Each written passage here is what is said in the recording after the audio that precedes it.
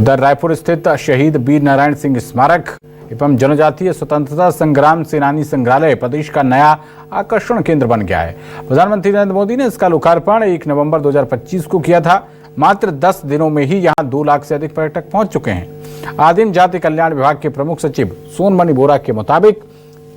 Weekend पर यह संख्या कई गुना बढ़ जाती है और ये भारत का पहला डिजिटल आदिवासी संग्रहालय है, जहां 14 गैलरीज में 3D प्रोजेक्शन, ऑडियो विजुअल और VR तकनीक से वीरों की गाथाएं प्रदर्शित की गई हैं। पर्यटक मोबाइल स्कैन कोड से हर गैलरी की जानकारी अपनी भाषा में देख सकते हैं। रायपुर में शहीद वीर नारायण सिंह की स्मृति में ये भव्य म्यूजियम बनाया गया है और 1 नवंबर 2025 को उद्घाटन के बाद देश भर के जो सैलानी हैं वो यहाँ पर पहुँच रहे हैं और जो है इस अद्भुत जनजातीय संग्रहालय, जनजातीय स्वतंत्रता संग्राम सेनानियों का जो संग्रहालय बनाया गया है उसका जो है अवलोकन कर रहे हैं। और इस पूरे कॉन्सेप्ट को तैयार करने में जो जनजातीय कल्याण विभाग के प्रमुख सचिव सोनमणि बोरा, उन्होंने महत्वपूर्ण भूमिका निभाई। उनसे चर्चा करते हैं। सर, आपसे जानना चाहते हैं कि किस तरह का रिस्पांस, जिस तरह से आप लोगों ने लगातार पिछले 1.5-2 सालों में मेहनत करके इस म्यूजियम को आकार दिया है, प्रधानमंत्री जी ने भी बहुत तारीफ की थी इस पूरे म्यूजियम की और कहा था कि देश भर के लोग यहाँ पर आएंगे, तो किस तरह से आप लोग यहाँ पर टूरिज्म को बढ़ावा देने के लिए क्या क्या और कर रहे हैं और अभी फिलहाल क्या क्या विशेषताएं यहाँ पर पर्यटक महसूस कर रहे हैं? देखिए, छत्तीसगढ़ जनजातीय बहुल प्रदेश है और इनका एक समृद्ध इतिहास रहा है और विशेषकर यदि हम कहें कि स्वतंत्रता संग्राम में जनजातीय लोगों का बहुत महत्वपूर्ण भूमिका रही है और हमारे माननीय प्रधानमंत्री जी ने यह आह्वान किया था कि जो जनजातीय इतिहास है और स्वतंत्रता संग्राम में उनका जो योगदान है, आत्म बलिदान है, त्याग है, उसको संजो के रखने का आवश्यकता है। उसी से प्रेरणा लेके छत्तीसगढ़ शासन ने और हमारा विभाग ने और जनजातीय कार्य मंत्रालय भारत सरकार के साथ मिलके इस संग्रहालय का स्थापना करने का निर्णय किया और बहुत तेज़ी से उसको मूर्त रूप भी दिया गया। हमारे लिए ये चुनौती था क्योंकि स्टोरी लाइन क्रिएट करना और क्रांतियों के बारे में तो मालूम था, लेकिन कैसे उसको संग्रहालय में स्थापित किया जाए, इसके लिए हमें जो कथानक समिति है, हमारे जो हिस्टोरियन है, एंथ्रोपोलॉजिस्ट है, उस कम्युनिटी के जो लोग हैं, शोधकर्ता है, सभी का सहयोग लेके इस स्टोरी लाइन को तैयार किया गया और उसको गैलरी में जो लगभग 16 गैलरी यहाँ पे है, जिसमें 14 कहानी है, जिसमें से 12 क्रांति है और 2 जो है सत्याग्रह है। तो इस प्रकार 14 जो कहानी है जो हमारे जनजाति गौरव शौर्य की है, इस गाथा को इसमें हम लोग ने जीवंत प्रदर्शन करने का कोशिश किया है। ये भी कोशिश रहा है कि जो वर्तमान पीढ़ी है और आने वाला पीढ़ी को इसका अनुभव और रोमांचकर हो और वो बहुत अच्छे से इसको अनुभव कर सके, इसके लिए इसमें डिजिटल एक्सपीरियंस को और बेहतरीन करने का कोशिश किया गया है, जिसमें VFX से लेके AR, VR और RFID बहुत सारे टेक्नोलॉजी का इसमें इस्तेमाल किया गया है। QR कोड भी है, जिससे आप इस संग्रहालय के बारे में, गैलरी के बारे में, किसी भी नायक नायिकाओं के बारे में अधिक और जानकारी लेना हो तो आप इससे इसको ले सकते हैं। शहीद वीर नारायण सिंह जी का स्मारक भी यहाँ पे निर्माण है और उनके स्मृति को, उनके योगदान को चिरस्थायी करने के लिए सोना खान का भी एक हम लोग रिप्लिकेशन यहाँ पे करने का कोशिश किया है। सोना खान विलेज भी स्मारक एरिया में हम लोग लाने का कोशिश किया है और उनका जो हॉर्स माउंटेड जो उनका जो प्रतिमा है, उसका भी अनावरण माननीय प्रधानमंत्री जी ने किया है। संग्रहालय का लोकार्पण भी माननीय प्रधानमंत्री महोदय के हाथों से हुआ है और हमें उम्मीद है इसमें बच्चों से लेके सभी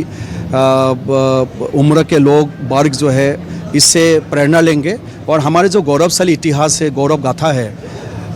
उसको समझेंगे, उसको अनुभव करेंगे और वर्तमान पीढ़ी और आने वाला पीढ़ी जो इससे प्रेरणा लेंगे। सर, ये कहा जाता है कि दस्तावेज जो ब्रिटिश इतिहास के मुताबिक जो जनजातीय नायक हैं छत्तीसगढ़ के, उनके दस्तावेज पर्याप्त नहीं हैं। आपने जिक्र किया, अभी हम आपके प्रेजेंटेशन देख रहे थे, उसमें आपने जिक्र किया कि कई किंवदंतियों को भी आपने शामिल करने की कोशिश की है। इस बारे में जानकारी देंगे दर्शक जी, क्योंकि हमारे पास जो स्टोरी है वो सेकेंडरी स्रोत के उसमें है, किसी किताब में जिक्र है और या शोधकर्ताओं की उसमें है, तो उसको इसके लिए ज़रूरी था जो कथानक समिति है उनके साथ मिलके हमारे जो रिसर्च टीम है ये वहीं कम्युनिटी के पास गए और उन गांव में विज़िट किए, तो वहाँ से वो स्टोरी लाइन को एक रूपता के साथ उसको तैयार करना बहुत आवश्यक था। और दस्तावेज़ जो गैजेटियर में उपलब्ध था या ब्रिटिश के समय के गैजेटियर हो या कहीं किताबों में जो था उसको भी संग्रहण किया गया है। उसके बाद स्टोरी लाइन को क्योंकि यहाँ जो भी हम लोग दिखाए हैं ये ऑथेंटिक हो, ये बहुत ज़रूरी था। और किंवदंती का भी जो चीज़ें हैं उसको भी हम उसी हिसाब से ऑथेंटिसिटी के साथ इसमें इसको प्रस्तुतिकरण किया है। और हमें उम्मीद है कि इसमें ऐसा कोई कंट्रोवर्शियल बातें यहाँ पे नहीं है और सारे चीज़ें जो है जो जनजातीय समाज में या वो उस क्रांतियों से जुड़े हुए लोगों के द्वारा जो बताई गई है या किताबों में उसको लिखी गई है या गैजेटियर में है उसी को ही स्थापित करने का कोशिश किया है हम लोग। आपने बताया कि फुटफॉल बहुत ज़्यादा है, जब से इसका लोकार्पण हुआ है काफ़ी लोग यहाँ पर आ रहे हैं और आपने बताया भी कि एक आध बार राज्योत्सव के दौरान जो है पुलिस की व्यवस्था करनी पड़ी। देखा ये जाता है कि मेंटेन करना बहुत बड़ी चुनौती रहती, इतना खूबसूरत बना है। जैसा जैसा प्रचार होगा न सिर्फ राज्य से बल्कि देश के अन्य राज्यों से भी और विदेशों से भी लोग यहाँ पर आएंगे, तो इसको मेंटेन करने के लिए विभाग जो है वो कितना चिंतित है और क्या इसकी कार्य योजना है? मेंटेन करने के लिए हम लोगों ने एक कार्य योजना बनाई है, क्योंकि इसमें बहुत सारे ऐसा सर्विस है जो आउटसोर्स किया जा सकता है, उसको आउटसोर्स कर रहे हैं। लेकिन जहाँ पे हमारे जिम्मेदारी वाली बात है, क्योंकि फाइनली पूरा जिम्मेदारी विभाग की ओर है और अपना ट्राइबल रिसर्च इंस्टीट्यूट के पास है, तो वरिष्ठ अधिकारी को भी इसमें लगाई गई है और इसका जनरल जो पर्यवेक्षण है हम लोग भी देखते हैं। लेकिन इसके लिए जिम्मेदार अधिकारी को लगाई गई है और जो सेवाएं जो सर्विसेज हम आउटसोर्स कर सकते हैं उसको आउटसोर्स किया गया है। महिला स्व सहायता समूहों को भी आपने इस पूरे प्रोजेक्ट में इन्वॉल्व किया है और जैसा कि आप बता रहे थे कि प्रधानमंत्री जी ने भी कहा है कि राज्य के अन्य हिस्सों में जो महिला स्व सहायता समूह काम कर रही हैं उनको भी एंगेज किया जाए। ये इस काम को कैसे मैकेनिज्म में लाएंगे? बिल्कुल, इसके रख रखाव में भी महिलाओं की बड़ी भागीदारी है, चाहे वो रिसेप्शन से लेके जो गाइड है, गाइड में भी अधिक से अधिक महिलाओं की इसमें भागीदारी है और रहेगी। और हमारी जो कैफेटेरिया है, हमारे जो कियोस्क है जहाँ पे सुवेनिर शॉप वगैरह हम लोग रखे हैं, उसको भी संचालन जो है महिलाओं को ही हम लोग ने दिया है। उनका उत्पाद वहाँ पे वो बेच भी सकते हैं। और माननीय प्रधानमंत्री जी ने ये सुझाव दिया है कि प्रदेश के सभी ज़िलों से जो है लोगों को रोटेशन में स्पेस उपलब्ध कराया जाए, तो उनके जो सुझाव है उसके अनुसार मार्गदर्शन के अनुसार हम लोग रोटेशन वाइज अलग अलग ज़िलों के महिला समूह भी यहाँ पे आएंगे और उनका उत्पाद भी